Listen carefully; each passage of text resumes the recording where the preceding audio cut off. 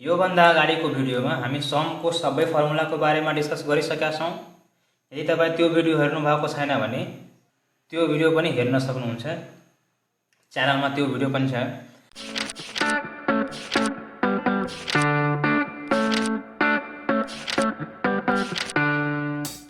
आज हामी काउन्ट फर्मुलाको बारेमा डिस्कस गर्छौं। हामीसँग 5 वटा काउन्ट फर्मुला हुन्छ। अफिस 2007 वा त्यो भन्दा तल्लो भर्जनमा पनि वा सानो भर्जनमा पनि 5 वटा फर्मुला डिस्कस गरेको छ। यो त्यो भन्दा हाई भर्जनमा जानुहुन्छ भने धेरै फर्मुलाहरु हुन्छ काउन्टको, त्यो हामी पछि डिस्कस गर्छौं। आज 2007 मा भएको 5 वटा काउन्ट फर्मुलाको बारेमा हामी डिस्कस गर्छौं। काउन्ट फर्मुलाले के गर्छ, त्यसको फंक्सन भनेको हामीसँग यति डाटा छ, यो डाटालाई काउन्ट गर्छ, त्यसले गन्ने काम गर्छ, मात्रै गन्ने काम गर्छ, अरु कुनै काम त्यसले गर्दैन। एडभान्स लेभलमा जानुहुन्छ भने त्यसको अर्को पनि काम आउँछ। नेस्टेड फर्मुला लगाएर हामी अर्को पनि काम गर्न सक्छौं। त्यसको अहिले एडभान्स लेभलमा जानु भएको छैन। काउन्टको बेसिक लेभलमा कस्तो युज हुन्छ हामी हेरौं। जब तपाई इक्वल टु COUNT लेख्नुहुन्छ काउन्ट, यसमा धेरै फर्मुला आउँछ। मसँग एक्सेल 2019 छ, त्यो भएर मलाई यति फर्मुला शो गरिरहेछ। तपाईलाई एक्सेल 2007 हुन सक्छ हैन। त्यो 2007 मा के छ कि काउन्ट, CountA, CountBlank र CountIF, CountIFS 5 वटा फर्मुला मात्रै छ। अब सुरु गरौँ फर्मुलाको टपिक। अब हामी काउन्ट फर्मुलाको बारेमा हेरौँ।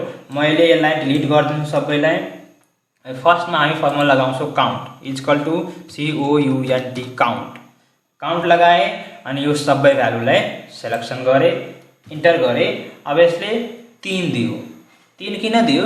यो काउन्ट फर्मुलाले नम्बर मात्रै काउन्ट गर्छ, बाँकी केही काउन्ट गर्दैन। टेक्स्टलाई काउन्ट गर्दैन काउन्ट फर्मुलाले। 3 किन दियो कि भ्यालु 4 अनि भ्यालु 5, भ्यालु 1 मा नम्बर मात्रै छ। यसमा नम्बर छ अनि यसमा र यसमा नम्बर छ। यो 3 वटा मात्रै नम्बर छ, बाँकी यो 2 वटामा टेक्स्ट छ, त्यो भएर यसलाई काउन्ट गरेन। यदि म यसलाई नम्बर बनाइदिन्छु 25 गरे भने यसको हेर्नुस् चेन्ज भइहाल्छ, 4 भइहाल्छ। 4 भइहाल्यो। अब यसले के काम गर्यो कि यो 3 वटा र यो एउटा 4 वटालाई काउन्ट गर्यो, यसलाई छोडिदियो किन यसमा टेक्स्ट छ। अर्को जुन आउँछ CountA, त्यसले नम्बर र टेक्स्ट दुईटैलाई काउन्ट गर्छ। जसरी एक्जाम्पल इक्वल टु COUNT ए लेखे, CountA, ट्याब बटन थिचे, सबै भ्यालुलाई सिलेक्ट गरे, इन्टर थिच्दिए। अब यसले 5 दियो। 5 किन दियो कि यो सबै जुन भ्यालु छ यसमा कुनै न कुनै भ्यालु नम्बर र टेक्स्ट छ। यदि कुनै भ्यालुमा नम्बर पनि छैन, टेक्स्ट पनि छैन भने त्यसलाई यसले काउन्ट गर्दैन। जसरी म यसलाई रामलाई डिलिट गर्दिए, अब यसले 4 दिन्छ। डिलिट गरिसकेपछि यसले 4 दिन्छ। हेर्नुस् 4 दियो। किन दियो 4 कि यसमा कुनै भ्यालु छदै छैन, यो ब्ल्याङ्क छ। अब ब्ल्याङ्क काउन्ट गर्नको लागि हामीसँग फर्मुला छ CountBlank। CountBlankले मात्र ब्ल्याङ्क भ्यालुलाई काउन्ट गर्छ, जुन सेलमा भ्यालु कुनै छैन, 0 छ भन्ने त्यसलाई काउन्ट गर्छ। जसरी example equal to COUNT CountBlank मा क्लिक गरे, ट्याब बटन थिचे र सबैलाई हामी सिलेक्सन गरे, ओके गर्दिए वा इन्टर गर्दिए। के भयो 2 वटा दियो भनेको यति भ्यालुमा, यति सेल्समा बी देखि एफ सम्मको सेल्समा 2 वटा ब्ल्याङ्क छ भनेको F अनि के भन्छ F10 र E10 भ्यालु ब्ल्याङ्क छ भने यसलाई म डिलिट गर्दिन्छु भने 3 आउँछ अनि यसलाई कुनै भ्यालुलाई म इन्टर गर्दिन्छु भने यसले चेन्ज भइहाल्छ। यसलाई पनि इन्टर गर्दिए, यो चेन्ज गर्दियो। 1 मात्रै दियो किनभने यहाँ 1 मात्रै ब्ल्याङ्क छ। यदि म यहाँ 0 दिन्छु तब के हुन्छ?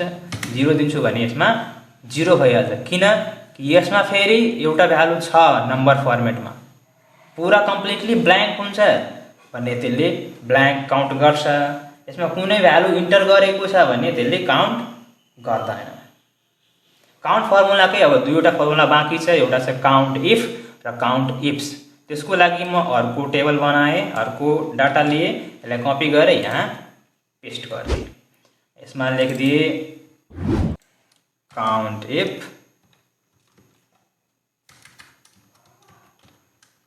CountIFS, यसमा CountIF। यसलाई CountBlank लाई यसले डिलिट गरिदिएँ। यति फर्मुला छ, दुईवटा फर्मुला। अब यसलाई म 5 वटासम्म राखिदिन्छु, तपाईँलाई बुझ्नमा इजी हुन्छ। 5 वटा बनाइदिए।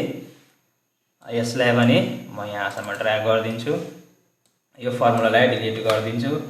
अब यो फर्मुलालाई पनि म यहाँबाट डिलिट गरेँ। अब यहाँ एउटा फर्मुला लगाए, इक्वल टु RANDB भनेको ऱ्यान्ड बिट्विन यहाँ 10 अनि 50 दिए, कोस्ट बन्द गरेँ, इन्टर गरेँ। ऱ्यान्ड बिट्विन फर्मुलाको बारेमा पछि डिस्कस गर्छौँ हामी। यसलाई यसरी गरिदिए।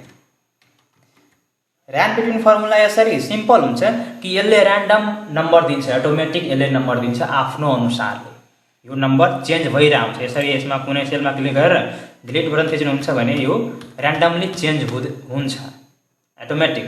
यसलाई फिक्स गर्नको लागि यसलाई सेम यहाँबाट कपी गरेँ, फेरि यसैमा पेस्ट गरिदिएँ, paste as a value paste गरिदिएँ।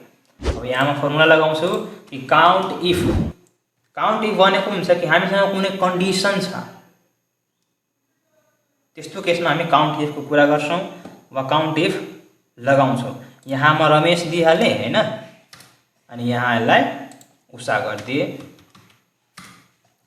अब हेर्नुहोस् म फर्मुला लगाएँ। फर्मुलामा के गरेँ, इक्वल टु COUNTIF काउन्टिफ।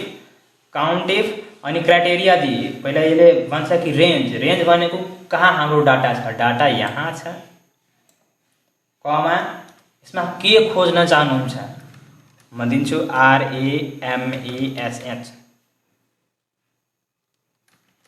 म डबल कोटमा किन दिएँ, किन म टेक्स्ट खोजिरहेको छु। नम्बर खोज्छु भने डबल कोट दिनु पर्दैन, टेक्स्ट खोज्नुहुन्छ भनेको डबल कोट दिनुपर्ने हुन्छ। तर यसमा केस सेन्सिटिभ हुँदैन। जसरी म RAMESH पुरा कम्प्लिट क्यापिटल लेख्छु त्यही पनि यसले काम गर्छ, कम्प्लिट स्मल लेख्छु त्यही पनि यसले काम गर्दै गर्छ। अब हेर्नुहोस् यसमा 2 दियो भनेको यो यति सेलमा यति डाटा जुन छ सिलेक्सनमा हामीसँग 2 वटा रमेश छ।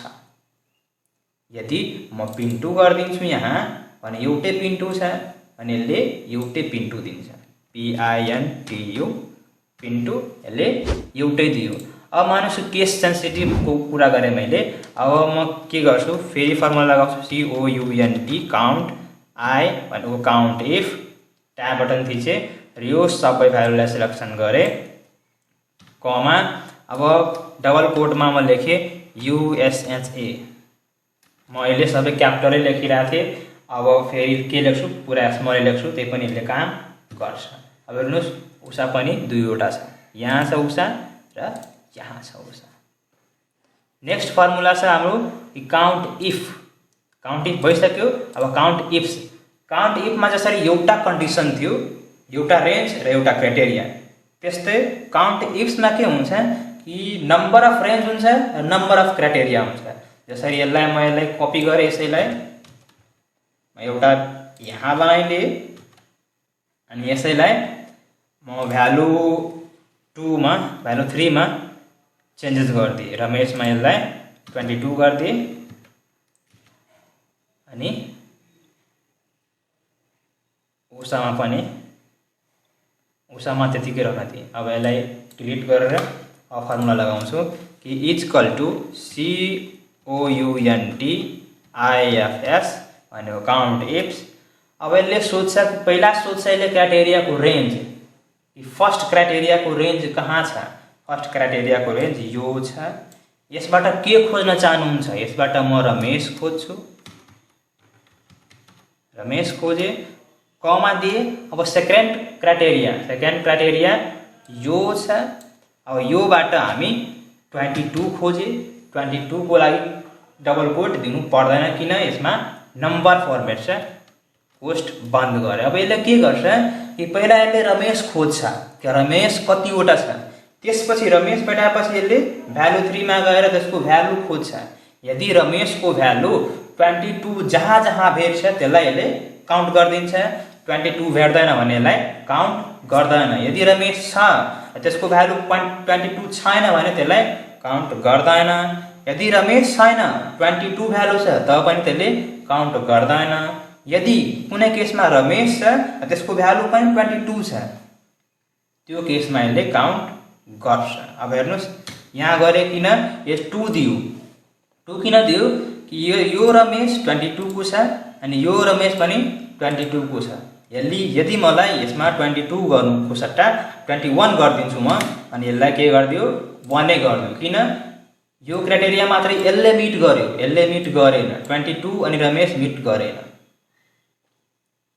ठीक छ।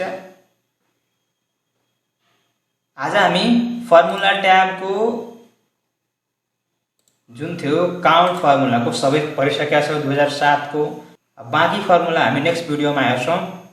यदि यति फर्मुलामा कुनै समस्या छ भने तपाईँ कमेन्ट गर्न सक्नुहुन्छ। यो भन्दा अगाडिको भिडियो हेर्नु भएको छैन भने अगाडिको भिडियो पनि हेर्न सक्नुहुन्छ।